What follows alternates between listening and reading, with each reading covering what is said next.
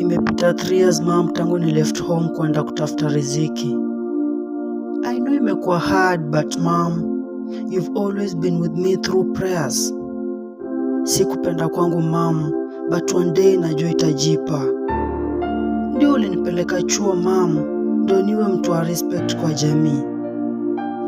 But mom, nimerealize kwenda chuo na kupata kazi ni vitu mbili tofauti.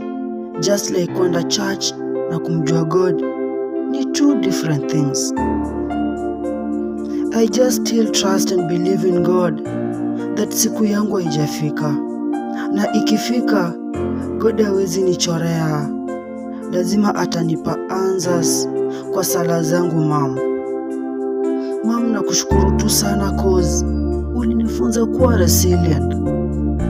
Respect nayo uliishi kuinsist mom. Bado boy wako